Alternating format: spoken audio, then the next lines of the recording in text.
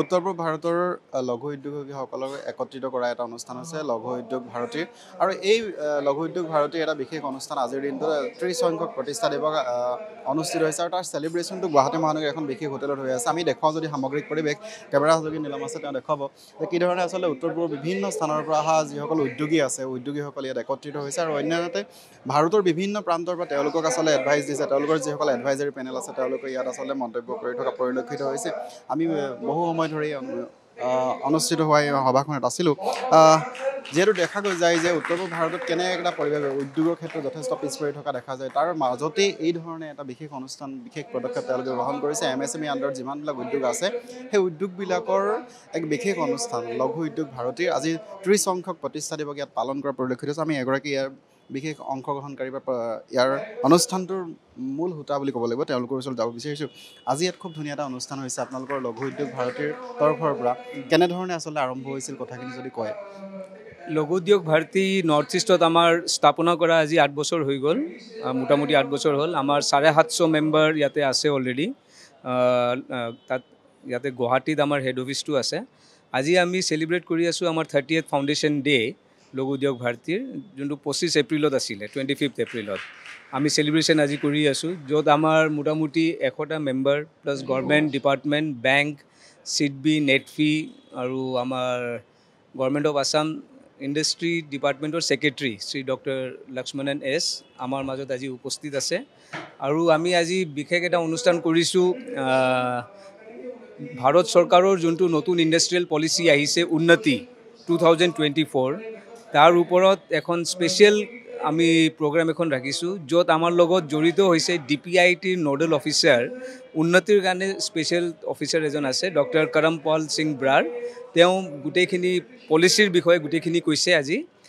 পলিচিত কি আছে, আমাৰ ইণ্ডাষ্ট্ৰিয়েলিষ্ট লোকেল ইণ্ডাষ্ট্ৰিয়েলিষ্ট কি পাব, ইয়াতে কি বেনিফিটখিনি পাব অহা 10 বছৰত, এইটো গোটেইখিনি ডিছকাছ কৰিছে। আৰু আমাৰ মাজত আজি উপস্থিত আছে আমাৰ লঘু উদ্যোগ ভাৰতীৰ পূৰ্ব অধ্যক্ষ শ্ৰী ওম প্ৰকাশজী মিত্তল আৰু DICৰ জেনেৰেল মেনেজাৰ আৰু বাকী মেম্বাৰসকল। কি ধৰণে আচলতে অসমৰ উদ্যোগৰ ক্ষেত্ৰত যথেষ্ট পিছপৰা বুলি কয়, তাৰপিছতো ইমান প্ৰত্যাহ্বান ইমান চেলেঞ্জেছ আছে। নাই, কোনো এটা সময়ত আমাৰ আছিলে পিছপৰা বুলি আমি কৈ আছিলোঁ, কিন্তু এতিয়া আমাৰ যোনটো ডাবল ইঞ্জিন চৰকাৰ চলি আছে, চেণ্ট্ৰেলত আমাৰ BJP চৰকাৰ আছে আৰু ইয়াতেও NDA চৰকাৰ আছে, তো এইটো অহাৰ পিছত আমাৰ ইয়াতে ইণ্ডাষ্ট্ৰি বুষ্ট ডেফিনেটলি হৈছে।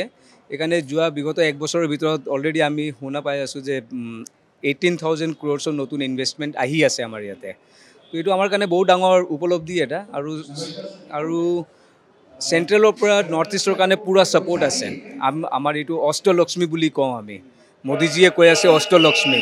তো অষ্টলক্ষ্মীৰ কাৰণে আমি এতিয়া হ'ব পাৰে অলপ পিছ পৰি আছোঁ, কিন্তু অহা টাইমত যোনটো টাইম আহি আছে এইটো টাইমত আমি আগবাঢ়ি যাম। আৰু এতিয়া যোনটো ছেমি কণ্ডাক্টৰ ইউনিট আহি আছে অসমত, জাগিৰোডত যোনটো এনাউন্স কৰিলে 22,000 কোটি টকাৰ, তো এইটো বহুত ডাঙৰ বুষ্ট এটা দিব ইণ্ডাষ্ট্ৰীক।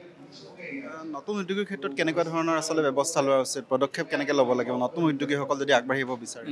নতুন উদ্যোগীৰ কাৰণে আমাৰ লঘু উদ্যোগ ভাৰতী সদায় ইয়াতে আছে। আমি ছাপোৰ্ট কৰোঁ। আমাৰ এটা অভিযানো চলাই আছোঁ, স্বাৱলম্বী ভাৰত অভিযান, য'ত আমি নতুন এণ্টাৰপ্ৰেনাৰ্ছ ডেভেলপ কৰি আছোঁ। তো যদি নতুন ল'ৰা ছোৱালী কোনোবাই যদি উদ্যোগ লগাব খোজে, তো তেওঁলোক ডেফিনেটলি লঘু উদ্যোগ ভাৰতীৰ লগত জড়িত হ'ব পাৰে। আমাৰ অফিচ আছে, ইয়াতে আছে, ডিব্ৰুগড়, তিনিচুকীয়া, গোলাঘাট, যোৰহাট, নগাঁও, কামৰূপ মেট্ৰ', ৰুৰেল, মেঘালয়তো আছে। আৰু এতিয়া আমি নতুন ইউনিট এটা খুলি আছোঁ ত্ৰিপুৰা, আগৰতলাত।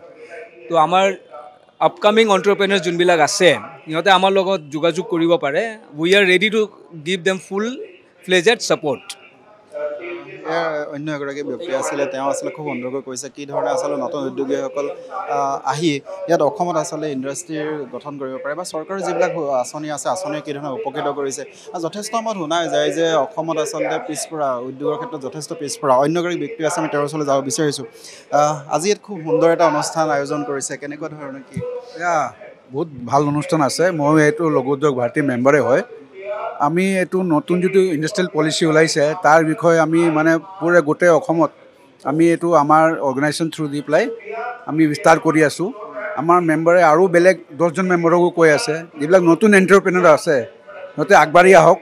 যিটো নতুন পলিচি দিছে আমাৰ, যেনেকৈ এতিয়া আপুনি চাই আছে, নিজেও চাই আছে, চেণ্ট্ৰেলৰ মিষ্টাৰ সিং আছে উন্নতি স্কিমৰ কাৰণে তেওঁ ডাইৰেক্টলি আমাৰ ওচৰত অনলাইনত আছে আৰু ছাৰ আমাৰ লক্ষ্মণন ছাৰো আছে ছেক্ৰেটাৰী ইণ্ডাষ্ট্ৰি ছেক্ৰেটাৰী হয় তেওঁ আমাৰ লগত বহি আছে আমি এইটো ভাবোঁ যে এতিয়া ইলেকশ্যনটো শেষ হৈ গ'ল ইলেকশ্যন শেষ হৈ মানুহবিলাক আগবাঢ়ি আহক আসামে উন্নতি কেনেকৈ কৰিব পাৰে আমি খালি বাহিৰৰ ডাঙৰ ইণ্ডাষ্ট্ৰীৰ লগতে মানে কাম কৰিব বিচৰা নাই আমাৰ লোকেল এণ্টাৰপ্ৰিনাৰ্ছো আগবাঢ়ি আহক সেইকাৰণে আমি স্কিমটো মানে চবক বুজাই আছোঁ তো আপোনাৰ চেনেলৰ মাধ্যমৰ পৰা আমি মানে অসমৰ কি গোটেইটো স্কিম যিটো আহিছে এইটো নৰ্থ ইষ্টৰ কাৰণে আহিছে কিন্তু বিশেষকৈ আসাম ইজ দি গেটৱে ইয়াতে আসাম ইজ দি মানে ৰ'ল মডেল ইয়াতে যেতিয়া মানুহবিলাকে অসমক চায় তেতিয়া বেলেগ ষ্টেটে কাম কৰে সেইকাৰণে মই নতুন আমাৰ যিটো ইউথ প্ৰযুক্তি আছে বিভিন্ন ষ্টেটত আমাৰ বিভিন্ন ডিষ্ট্ৰিক্টত আগবাঢ়ি আহক কিবা আমাক দৰকাৰ হ'লে আমাৰ ওচৰত আহক লঘু উদ্যোগ ভাৰতীৰ ওচৰত আহক আমি যিমান পাৰোঁ আমি সহযোগ কৰিম এটা কথা আছে যে অকলে যদি যুঁজ এখন কৰা হয় তেনেহ'লে বহুত কষ্ট হয় যদি লঘু উদ্যোগ ভাৰতীয়ে সহায় কৰে আগবাঢ়িব পাৰিব শুনক আমাৰ মানে তেনেকুৱা এটা দায়িত্ব চৰকাৰে তেনেকুৱা কোৱা নাই যে আপুনি কিবা দায়িত্ব ল'ব পাৰে সেইটো আমাক মানে চৰকাৰে আমাৰ এটা মেমৰেণ্ডম আণ্ডাৰষ্টেণ্ডিং তেনেকুৱা হোৱা নাই ইন ফিউচাৰত যদি আমাৰ লগত হৈ যায় তেতিয়া ডেফিনেটলি আমি কৰিম আমি এইটো চেল্ফলেছ আছোঁ কোনোবা we don't take any money type of NGO type আমি চেল্ফলেছ আছোঁ যোনে আহে যিমান পাৰে আমি চেনেলাইজ কৰাই দিওঁ যে আমাৰ DICত কেনেকৈ যাব লাগে কোনটো বেংকত যাব লাগে আমাৰ লগত বহুত বেংকৰ লগত টাই আপ আছে আমি মাজতে মৰিগাঁও ডিষ্ট্ৰিক্টত গৈছিলোঁ মৰিগাঁও ডিষ্ট্ৰিক্টতো আমি মানে লগে লগে ইনষ্টেণ্টলি আমাৰ বেংক যি আহিছে লগে লগে আমি 10 লাখ ৰুপিজ কৰি ইনষ্টেণ্ট তেওঁক লোনো দিৰাইছোঁ সেইটো সিহঁতে মানে এনেকৈ আমি মিডিয়া আছোঁ মানে we are the bridge between the entrepreneurs and the newcomers. So that bridge we can meet. So I welcome any people in Assam who want to grow in industries.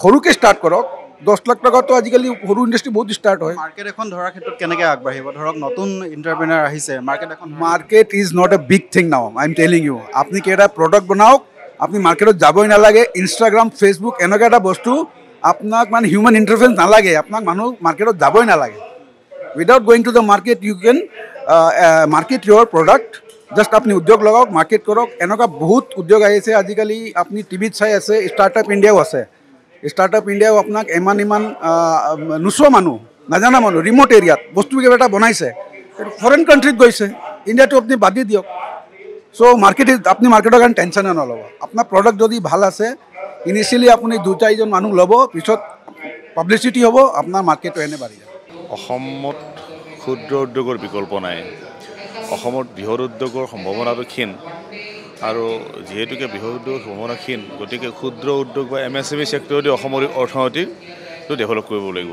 অসমৰ নিবনুৱা সমস্যাৰ ক্ষেত্ৰত বা অসমৰ বিভিন্ন ক্ষুদ্ৰ উদ্যোগৰ মাজেদি গোটেই সামাজিক এটা পৰিৱৰ্তন অহা সম্ভৱ হ'ব লোন লোৱাৰ ক্ষেত্ৰত যথেষ্ট অসুবিধা হয় সেইটো সকলোৱে কয় কিন্তু সেই কথা ডিপেণ্ড কৰিব যিজন উদ্যোগীয়ে এটা উদ্যোগ খুলিবলৈ আগবাঢ়ি যাব তেওঁৰ নিজৰ মাইণ্ডছেটৰ ওপৰত ডিপেণ্ড কৰে যদি ইচ্ছা থাকে মানুহৰ ইচ্ছা থাকিলে কোনো কথা অসম্ভৱ নহয় আৰু তাৰ কাৰণে নিজকে প্ৰস্তুত কৰিব লাগিব যদি উদ্যোগী হিচাপে তেওঁক নিজক প্ৰতিষ্ঠা কৰিব খোজে সেই ব্যক্তিজনে বা সেই মানুহজনে নিজক উদ্যোগৰ কাৰণে নিজক প্ৰিপাৰেশ্যন কৰিব লাগিব আৰু তাৰ কাৰণে গোটেই যাৱতীয় ব্যৱস্থাখিনি যিটো ফাইনেন্সিয়েল নেটৱৰ্কটো বা তাতে ফাইনেন্সিয়েল এষ্টাব্লিছখিনি কৰি ল'ব লাগিব নিজকে মানে এইটো ক'ব খোজা নাই এতিয়া ধনী হ'ব লাগিব কিন্তু তেওঁ এটা তেওঁৰ নিজৰ প্ৰফাইলটো বনাই ল'ব লাগিব যিকোনো ক্ষেত্ৰতে আজি উদ্যোগ ক্ষেত্ৰতে বুলি নহয় যিকোনো ক্ষেত্ৰত নিজক প্ৰতিষ্ঠা হ'ব লাগিব সেই মানুহজনৰ নিজৰ এটা প্ৰফাইল বনাই ল'ব লাগে এজন উদ্যোগীৰ ক্ষেত্ৰতো এটা প্ৰফাইলটো হ'ল ফাইনেন্সিয়েল তেওঁৰ কেপেবিলিটি ফাইনেন্সিয়েল প্ৰফাইলটো বনাই ল'ব লাগিব আৰু যেতিয়া ফাইনেন্সিয়েল তেওঁৰ যেতিয়া ঠিকে থাকিব যে বেংকে অবভিয়াছলি লোন দিব প্ৰত্যাহ্বান আছে অবভিয়াছলি আছে প্ৰত্যাহ্বান চবতে আছে অকল অসমৰ ক্ষেত্ৰত বুলি নহয় মাৰ্কেটৰ বিভিন্ন ক্ষেত্ৰত বা বিভিন্ন বস্তু অনুযায়ী বা চাহিদা অনুযায়ী প্ৰত্যাহ্বান আছে কিন্তু অসমৰ ক্ষেত্ৰত দেখা যায় যে ইয়াত প্ৰত্যাহ্বান থাকিলেও কিন্তু তাৰ উচিত ব্যৱস্থাও আছে আৰু যিটো আমি পাই আহিছোঁ বিশেষ ব্যক্তি ইয়াত উপস্থিত আছে যি আচলতে এই অনুষ্ঠানটোৰ সৈতে যথেষ্ট গুৰুত্বপূৰ্ণভাৱে ব্যস্ত হৈ আছে আৰু তেওঁলোকে উল্লেখ কৰিছে যে লঘু উদ্যোগ ভাৰতীয়ে আচলতে যিকোনো প্ৰকাৰৰ সহযোগিতাৰ বাবে নতুন উদ্যোগীসকল যিসকলে আগবাঢ়িব বিচাৰে তেওঁলোকৰ বাবে আজি নহয় একেৰাহে তেওঁলোকে কাম কৰি আছে আৰু তেওঁলোকৰ সহযোগিতাৰ বাবে তেওঁলোকৰ যি হাত সেই হাত খোলা ৰাখিছে বুলি উল্লেখ কৰিছে